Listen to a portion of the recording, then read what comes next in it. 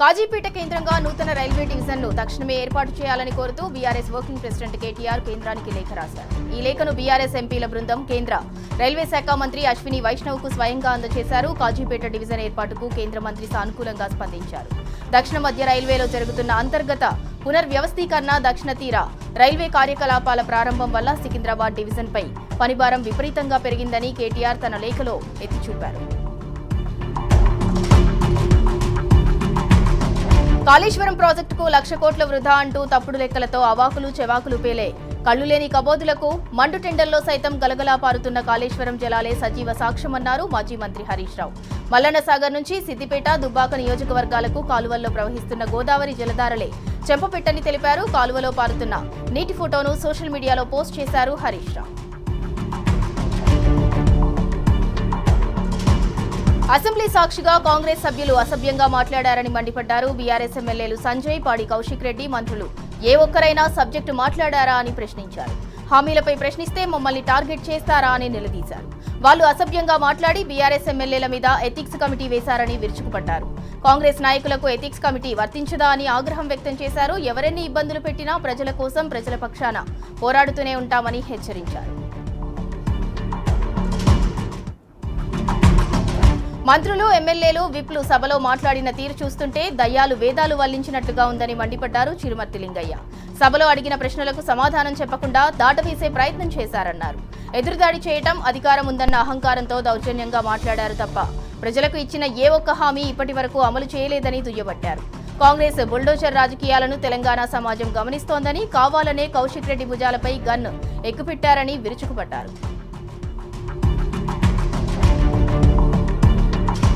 కాళేశ్వరం ప్రాజెక్టుపై కేంద్ర మంత్రి సీఆర్ పాటిల్ చేసిన వ్యాఖ్యలను మాజీ ఎంపీ వినోద్ కుమార్ తీవ్రంగా ఖండించారు.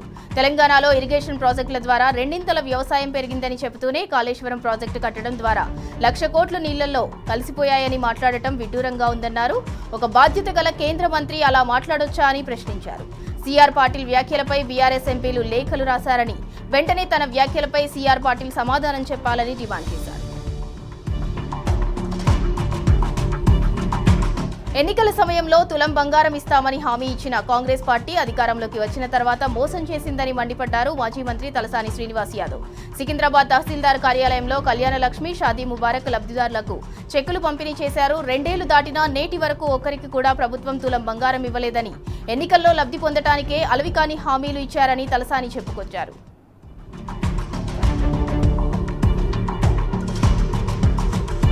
అధికారాన్ని అడ్డం పెట్టుకుని బీఆర్ఎస్ పార్టీ ప్రజాప్రతినిధులు, నాయకులు, కార్యకర్తలపై దాడులు చేస్తే చూస్తూ సహించబోవని బీఆర్ఎస్ పార్టీ ప్రధాన కార్యదర్శి ఆర్ఎస్ ప్రవీణ్ కుమార్, మాజీ ఎమ్మెల్యే మర్రి జనార్దన్ రెడ్డి హెచ్చరించారు.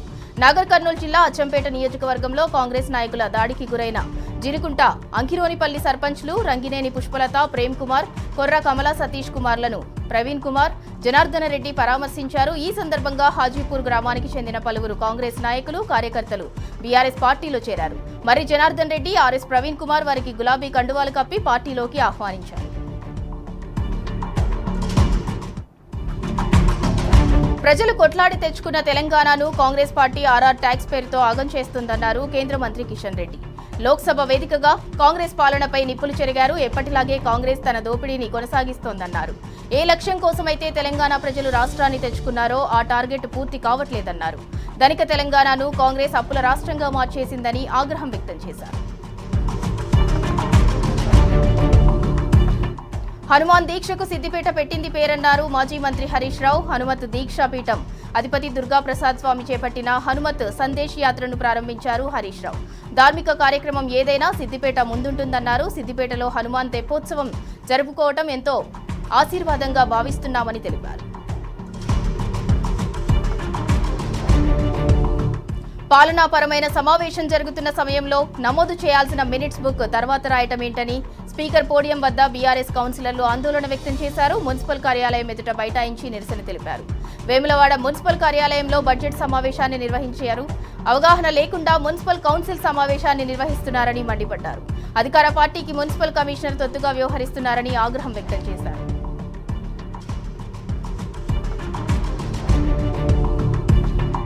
హైదరాబాద్ నాచారం చౌరస్తాలో ఆటో కార్మికులు ప్రభుత్వంపై నిరసనగా ర్యాలీ చేపట్టారు. కేంద్ర రాష్ట్ర ప్రభుత్వాల దిష్టిబొమ్మలను దహనం చేస్తూ ఆందోళన చేశారు. నెల రోజుల నుంచి రాష్ట్రంలో ఎల్పీజీ గ్యాస్ కొరతతో వేలాది మంది ఆటో కార్మికులు తీవ్ర ఇబ్బందులు పడుతున్నా ప్రభుత్వాలు పట్టించుకోవటం లేదంటూ ఆటో కార్మికులు ఆగ్రహం వ్యక్తం చేశారు. గ్యాస్ కొరత సమస్యను పరిష్కరించాలని అధిక ధరలు వసూలు చేస్తున్న ఎల్పీజీ బంక్ ఓనర్లపై సివిల్ సప్లై అధికారులు చర్యలు తీసుకోవాలని డిమాండ్ చేశారు. ఆర్టీసీ ఉద్యోగులను రోడ్డున పడేసే కుట్ర చేస్తోంది రేవంత్ సర్కార్. ఆర్టీసీ ఉద్యోగులు విలీనం కాకముందే బస్ భవన్ ఆర్టీసీ ఆస్తులను ఆధీనంలోకి తెచ్చుకుంటోంది. బస్ భవన్ లో ఐటీ, జీఎస్టీ అధికారులకు 4 ఫ్లోర్లను కేటాయించింది. అయితే 4 ఫ్లోర్లలో అన్ని గదులకు తాళాలు వేసి ఐటీ, జీఎస్టీ అధికారులు స్వాధీనం చేసుకున్నారు. కార్పొరేషన్ కింద ఉన్న బస్ భవన్ పై ప్రభుత్వం అజమాయిషీ ఏంటి అంటూ కార్మిక సంఘాలు ప్రశ్నిస్తున్నాయి. ఉద్యోగులను విలీనం చేయకుండా ఏకపక్ష నిర్ణయాలు ఎలా తీసుకుంటారని నిలదీస్తున్నారు.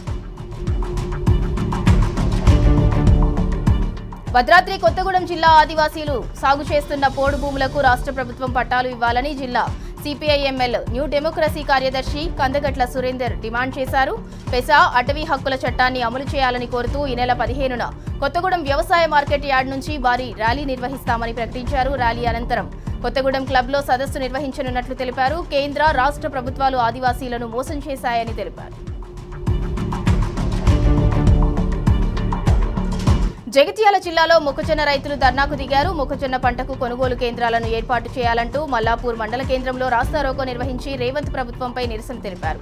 అన్నదాతలకు మద్దతుగా మాజీ జెడ్పీ చైర్పర్సన్ దావా వసంత ధర్నాలో పాల్గొన్నారు. మొక్కజొన్న పంటకు కొనుగోలు కేంద్రాలు లేకపోవడంతో దళార్లకు తక్కువ ధరకే అమ్మాల్సిన పరిస్థితి వస్తోందని రైతులు ఆవేదన చెందారు. మార్క్ఫెడ్ ద్వారా పంటను కొనుగోలు చేయాలని డిమాండ్ చేశారు. ఒక్కసారిగా వచ్చి పడ్డ వడగండ్ల వాన రైతులకు కన్నీరు మిగిల్చింది. ఆదిలాబాద్, నిర్మల్ జిల్లాల వ్యాప్తంగా తీవ్ర నష్టం వాటిల్లింది. గత ఖరీఫ్లో కూడా భారీ వర్షాల కారణంగా నష్టపోయిన రైతులకు ప్రభుత్వం నుంచి ఇంకా నష్టపరిహారం అందలేదు. ప్రస్తుతం రబీ కాలంలో జరిగిన నష్టాన్ని ఇంకా అధికారులు పూర్తి స్థాయిలో అంచనా వేయలేదు. దీంతో తమకు నష్టపరిహారం అందుతుందో లేదో అన్న భయం రైతుల్లో ఏర్పడింది. ఇప్పటికైనా ప్రభుత్వం అకాల వర్షాల కారణంగా దెబ్బతిన్న పంటలకు నష్టపరిహారం అందించాలని రైతులు కోరుతున్నారు.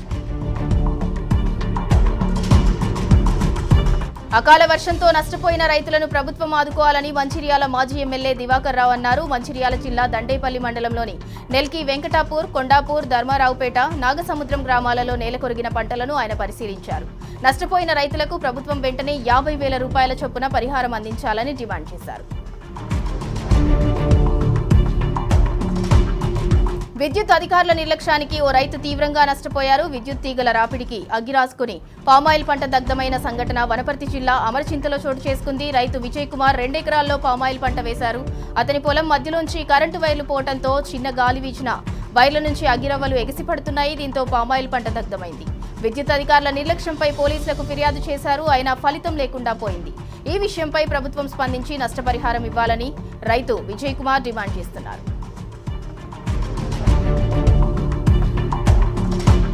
ఈ ఆర్థిక సంవత్సరంలో సింగరేణి రామగుండం డివిజన్ CHP1 నుంచి రికార్డు స్థాయిలో బొగ్గు రవాణా చేశామని రామగుండం జీఎం లలిత్ కుమార్ పేర్కొన్నారు. ఆర్థిక సంవత్సరంలో రామగుండం డివిజన్కు 44.9 లక్షల టన్నుల బొగ్గు ఉత్పత్తి లక్ష్యాన్ని నిర్దేశించగా 36.63 లక్షల టన్నుల బొగ్గు ఉత్పత్తి చేశామన్నారు.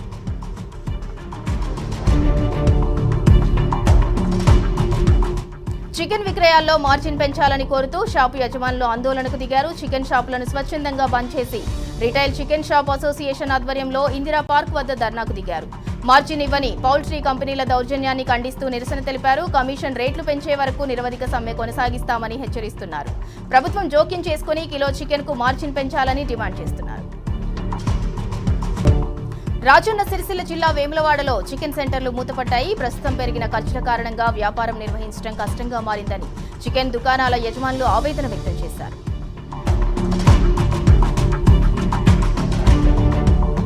రిటైల్ షాపులకు మార్జిన్ను తగ్గించి ఇవ్వడాన్ని నిరసిస్తూ చికెన్ షాప్ యజమానులు బంద్ పాటిస్తున్నారు. నాగర్ కర్నూలు జిల్లా వ్యాప్తంగా చికెన్ దుకాణాలు మూతపడ్డాయి. రిటైల్ విక్రయదారులకు మార్జిన్ పెంచాలని డిమాండ్ చేస్తూ స్టేట్ చికెన్ షాప్ అసోసియేషన్ సభ్యులు నిరసన తెలిపారు. వీధుల వెంట పర్యటించి తెరిచి ఉన్న షాపులను మూసివేశారు. ఆందోళనకు కలిసి రావాలని పిలుపునిచ్చారు.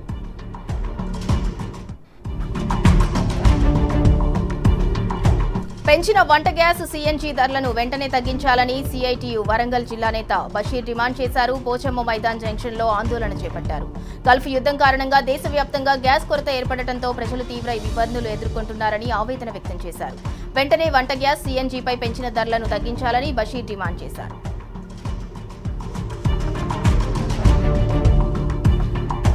రాజన్న సిరిసిల్ల జిల్లా సహకార విద్యుత్ సరఫరా సంఘం లిమిటెడ్ లైసెన్స్ గడువు ముగిసినందున తమ ఆధీనంలోకి తీసుకోవడం జరిగిందని టీజీపీఎన్ పీడీసీఎల్ మేనేజింగ్ డైరెక్టర్ వరుణ్ రెడ్డి అన్నారు. విద్యుత్ వినియోగదారులకు ఎలాంటి ఇబ్బందులు కలగకుండా తీసుకోవాల్సిన చర్యలపై చర్చించారు. పీఎస్సీ సెంటర్లతో పాటు మీ సేవా కేంద్రాల్లో విద్యుత్ సేవలు యథావిధిగా అందుబాటులో ఉంటాయని వరుణ్ రెడ్డి వివరించారు. ప్రభుత్వ ఆదేశానుసారం సెస్ లైసెన్స్ తిరిగి పొడిగిస్తామని ఆయన తెలిపారు.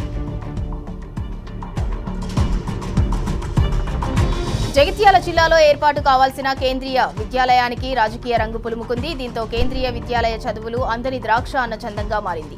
ఇప్పటికే స్థల సేకరణ పూర్తి కాలేదు. ఇప్పటికే అడ్మిషన్ నోటిఫికేషన్ విడుదలవ్వాల్సి ఉండగా దాని ఊసేలేదు.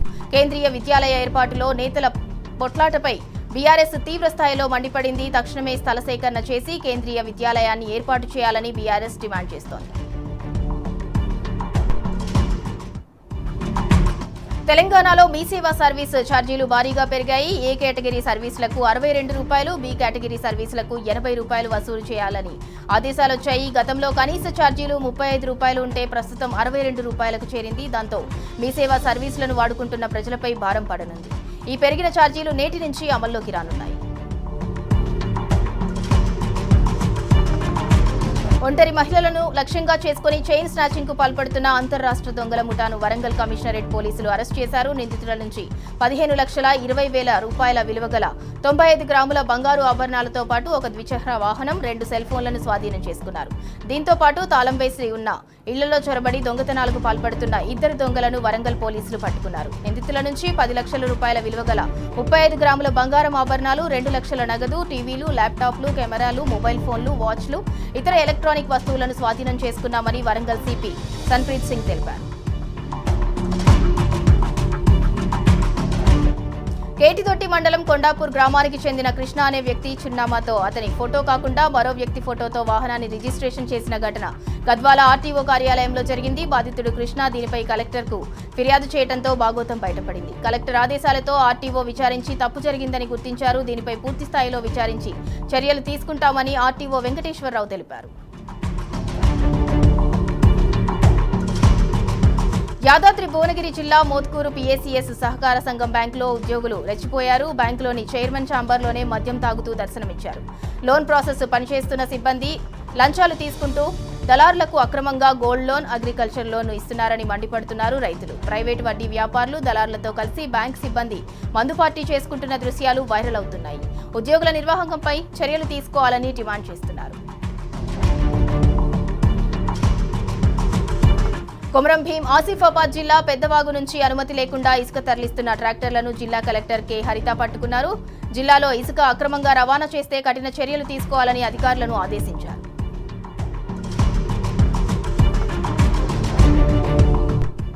నారాయణపేట జిల్లాలో విషాదం చోటు చేసుకుంది. 4 ఏళ్ల చిన్నారి బసిరెడ్డిపల్లి చెరువు కట్టపై శవమై కనిపించడం తీవ్ర సంచలనం రేపింది. కాళ్ల పట్టీలు, చెవిదిద్దుల కోసం చిన్నారిని హత్య చేశారా లేక ఇంకా ఏమైనా కారణాలున్నాయా అన్నది తెలియాల్సి ఉంది. ఈ ఘటనతో గ్రామంలో తీవ్ర విషాద ఛాయలు అలుముకున్నాయి. నారాయణపేట రూరల్ పోలీసులు సంఘటనా స్థలానికి చేరుకుని మృతదేహాన్ని ఆసుపత్రికి తరలించారు. పోలీసు జాగిలాలతో ఆ ప్రాంతాన్ని జల్లెడపట్టారు. కేసు నమోదు చేసి దర్యాప్తు చేస్తున్నారు పోలీసులు.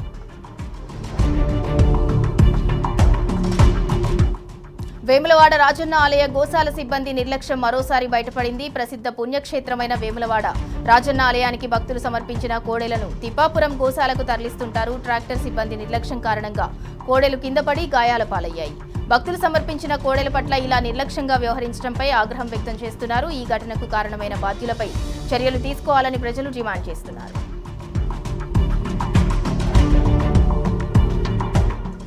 జగిత్యాల జిల్లా కొండగట్టు అంజన్న ఆలయ ప్రాంగణంలో అపశృతి చోటు చేసుకుంది. హనుమాన్ జయంతి ఉత్సవాల సందర్భంగా వేసిన భారీ చలువ పందిరి కూలింది. దీంతో 15 మంది భక్తులకు తీవ్ర గాయాలయ్యాయి. క్షతగాత్రులను వెంటనే ఆసుపత్రికి తరలించారు. కేశఖండనం వల్ల భక్తులు కిక్కిరిసి ఉన్న సమయంలో ఈ ఘటన జరిగింది. నాసిరకం పనులే ప్రమాదానికి కారణమని స్థానికులు మండిపడుతున్నారు.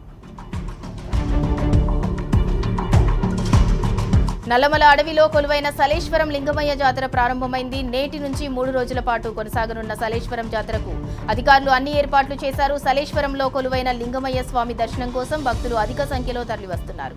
ఏడాదిలో 3 రోజులు మాత్రమే జరిగే సలేశ్వరం జాతర దక్షిణ అమర్నాథ్ యాత్రగా పేరు గడించింది.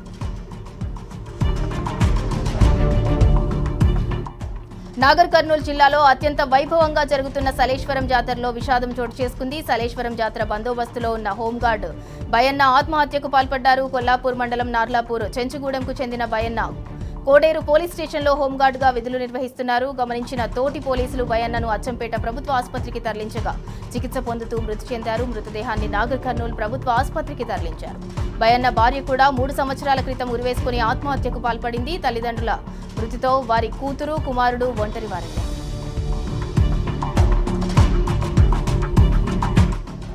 నారాయణపేట జిల్లా కొత్తపల్లి మండలం తిమ్మారెడ్డిపల్లిలో గిరిజనుల ఆరాధ్య దైవం బావోజీ జాతర ఘనంగా ప్రారంభమైంది. 4 రోజుల పాటు భక్తి శ్రద్ధలతో జరిగే బావోజీ జాతరకు తెలంగాణతో పాటు చుట్టుపక్కల రాష్ట్రాల నుంచి కూడా భక్తులు అధిక సంఖ్యలో పాల్గొంటారు. భక్తులకు ఎలాంటి ఇబ్బందులు తలెత్తకుండా అధికార యంత్రాంగం పకడ్బందీ ఏర్పాట్లు చేసింది.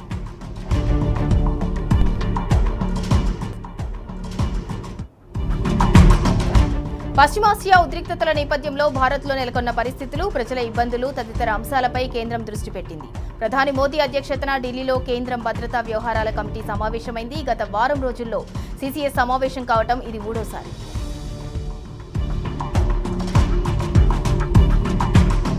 దేశంలో సరిపడా పెట్రోల్, డీజిల్, నేచురల్ గ్యాస్ నిల్వలున్నాయన్నారు కేంద్ర పెట్రోలియం శాఖ కార్యదర్శి సుజాత శర్మ.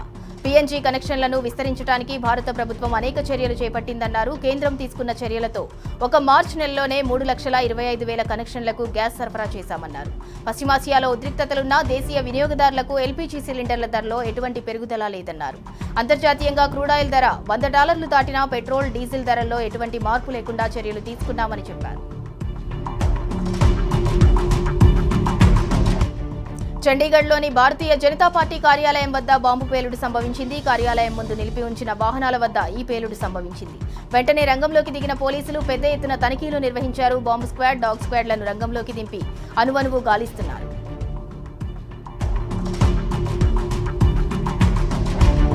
ఢిల్లీ మద్యం కుంభకోణం కేసులో అరవింద్ కేజ్రీవాల్ కు ఢిల్లీ హైకోర్టు నోటీసులు జారీ చేసింది. లిక్కర్ స్కామ్ కేసులో కేజ్రీవాల్ ను విచారణకు హాజరు కాకపోవడంపై దర్యాప్తు సంస్థ సమన్లు జారీ చేసింది. అయితే ఈ కేసులో ట్రయల్ కోర్టు ఆయనను నిర్దోషిగా విడుదల చేసింది. దీన్ని సవాలు చేస్తూ ఈడీ ఢిల్లీ హైకోర్టును ఆశ్రయించింది. ఈడీ దాఖలు చేసిన ఈ పిటిషన్ను విచారించిన ఢిల్లీ హైకోర్టు కేజ్రీవాల్ కు నోటీసులు జారీ చేసింది. తదుపరి విచారణ ఏప్రిల్ 29న జరుగుతోందని ప్రకటించింది. గుజరాతీల గురించి తృణమూల్ కాంగ్రెస్ ఎంపీ మహువా మొయిత్రా చేసిన వ్యాఖ్యలు తీవ్ర వివాదాన్ని రేపుతున్నాయి. పశ్చిమ బెంగాల్ అసెంబ్లీ ఎన్నికల సమయంలో ఆమె చేసిన వివాదాస్పద వ్యాఖ్యలు పార్టీ విజయావకాశాలపై ప్రభావం చూపే అవకాశాలు ఉన్నాయని భావిస్తున్నారు. ముఖ్యంగా మమతా బెనర్జీ పోటీ చేస్తున్న భవానీపూర్ నియోజకవర్గంలో ఎక్కువగా గుజరాతీలే ఉండటంతో స్వయంగా ముఖ్యమంత్రి క్షమాపణలు చెప్పాల్సి వచ్చింది. స్వాతంత్ర పోరాటంలో బెంగాలీలు, పంజాబీలే ఎక్కువగా జైలు శిక్ష అనుభవించారని, అప్పుడు గుజరాతీలు ఎక్కడ ఉన్నారంటూ మహువా చేసిన వ్యాఖ్యలు అగ్గిరగిల్చాయి.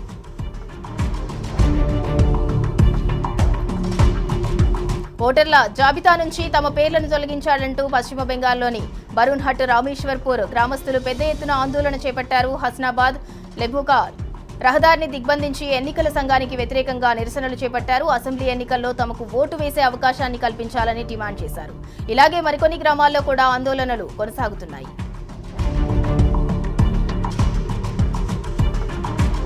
ఎన్నికల ప్రచారంలో భాగంగా తంజావూరు బయలుదేరిన తమిళనాడు ముఖ్యమంత్రి డీఎంకే అధినేత ఎంకే స్టాలిన్ కారును ఎన్నికల సంఘం ఫ్లయింగ్ స్క్వాడ్ అడ్డుకుంది. సాలియా మంగళం వద్ద స్టాలిన్ ప్రయాణిస్తున్న కాన్వాయ్ని ఆపి అన్ని వాహనాలను క్షుణ్ణంగా తనిఖీ చేశారు. అనంతరం ఆయన తిరువారూర్, తిరుతురై, పూడి, సన్నిలం నియోజకవర్గాల్లో స్టాలిన్ ప్రచారం నిర్వహించారు. యూపీ, మణిపూర్లో మాదిరిగా తమిళనాడులో అల్లర్లు సృష్టించేందుకు బీజేపీ ప్రయత్నిస్తోందని స్టాలిన్ ఆరోపించారు. తమిళనాడు మాజీ ముఖ్యమంత్రి కరుణానిధి గుర్తుకు వచ్చారంటూ రైలు పట్టాల మీద పడుకొని సినీ నటుడు మన్సూర్ అలీఖాన్ తీవ్ర కలకలం రేపారు. అసెంబ్లీ ఎన్నికల్లో పోటీ చేసేందుకు ప్రధాన రాజకీయ పార్టీలన్నీ ఆయనకు సీటు ఇవ్వడానికి నిరాకరించాయి. దీంతో తిరుచి జిల్లా లాల్గుడి అసెంబ్లీ నియోజకవర్గం నుంచి స్వతంత్ర అభ్యర్థిగా మన్సూర్ అలీఖాన్ పోటీ చేస్తున్నారు. కల్లక్కుడి రైల్వే స్టేషన్కు ఆ పేరు రావడానికి కారణం కరుణానిదే అంటూ పట్టాల మీద తలపెట్టి పడుకుని ఉండిపోయారు. ఈ ఘటన స్థానికంగా తీవ్ర కలకలం రేపింది.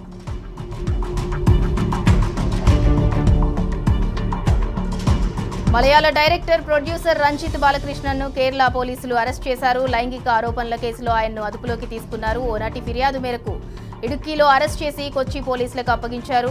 మూవీ షూటింగ్ లో రంజిత్ తనతో అసభ్యంగా ప్రవర్తించారంటూ ఓ యాక్ట్రెస్ పోలీసులను ఆశ్రయించింది. కాగా గతంలోనూ రంజిత్ పై పలువురు నటీమణులు లైంగిక ఆరోపణలు చేశారు. దీంతో ఆయన కేరళం చలనచిత్ర అకాడమీ చైర్మన్ పదవికి రాజీనామా చేశారు. ఇరాన్ యుద్ధం మొదలైన దగ్గర నుంచి నాటో దేశాలను టార్గెట్ చేస్తూనే ఉన్నారు యుఎస్ ప్రెసిడెంట్ ట్రంప్. ఇరాన్పై యుద్ధంలో తమతో కలిసి రావటం లేదంటూ నాటో సభ్య దేశాలపై గుర్రుగా ఉన్నారు. నిన్నటి వరకు నాటోకు ఆర్థికంగా సపోర్ట్ చేయమని చెప్పిన ఆయన తాజాగా చమురు సరఫరా విషయంలో వార్నింగ్ ఇచ్చారు. మీకు కావాల్సిన చమురును మీరే సమకూర్చుకోండంటూ ఆక్రోశం వెళ్లగక్కారు. ఇకపై నాటో దేశాలకు అమెరికా ఎలాంటి సాయం చేయబోదని స్పష్టం చేశారు. నాటోలో కొనసాగాలా వద్దా అనే అంశాన్ని పరిశీలిస్తున్నట్లు చెప్పారు. పశ్చిమాసియా ఉద్రిక్తతల వేళ దేశాల మధ్య బాంబులే కాదు మాటల తూటాలు పేలుతున్నాయి. నాటో నుంచి వైదొలగాలన్న డొనాల్డ్ ట్రంప్ బెదిరింపులను యూకే ప్రధానమంత్రి కీర్ స్టార్మర్ కొట్టిపారేశారు. వాషింగ్టన్ నుంచి తీవ్రమైన ఒత్తిడి ఉన్న ఇరాన్పై యుద్ధంలో తాము పాల్గొనబోమని తేల్చి చెప్పేశారు. పశ్చిమాసియా యుద్ధంతో తమకు ఎలాంటి సంబంధం లేదన్నారు. బ్రిటన్ ప్రజల ప్రయోజనాలే తమకు ముఖ్యమని కీర్ స్టార్మర్ అన్నారు. కావాలంటే హార్ముజ్ సంక్షోభాన్ని నివారించేందుకు మధ్యవర్తిత్వం వహిస్తామన్నారు. యుద్ధ విరమణ కోసం ఇరాన్ తమను సంప్రదించాలంటూ ట్రంప్ సెన్సేషన్ పోస్ట్ పెట్టారు. ఇరాన్ కొత్త నాయకత్వం చాలా తెలివైనదని, గత నాయకుల్లా మొండికిపోకుండా దిగివచ్చిందంటూ చెప్పుకొచ్చారు. అయితే హార్ముజ్ జలసంధి తెరిచినప్పుడే ఇరాన్పై అమెరికా దాడులు ఆగుతాయని, అప్పటి వరకు కొనసాగుతూనే ఉంటాయని కుండబద్దలు కొట్టారు.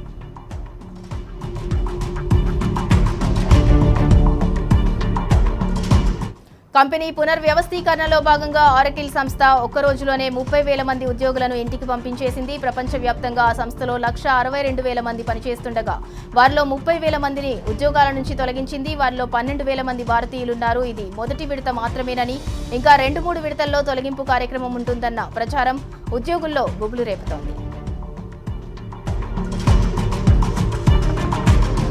భారత స్టాక్ మార్కెట్లపై పశ్చిమాసియా యుద్ధం ప్రభావం చూపలేకపోయింది. పశ్చిమాసియాలో ఉద్రిక్త పరిస్థితులున్నప్పటికీ మదుపర్లు పెట్టుబడులు పెట్టేందుకు మొగ్గు చూపారు.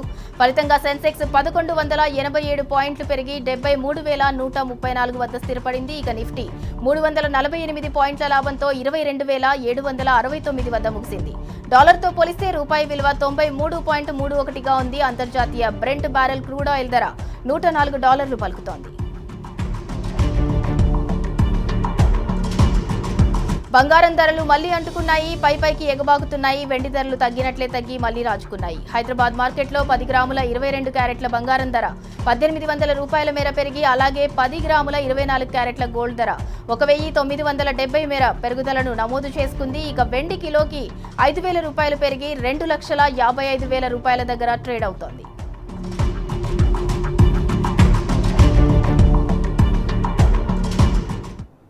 ఇవి news express updates. Keep watching tea news.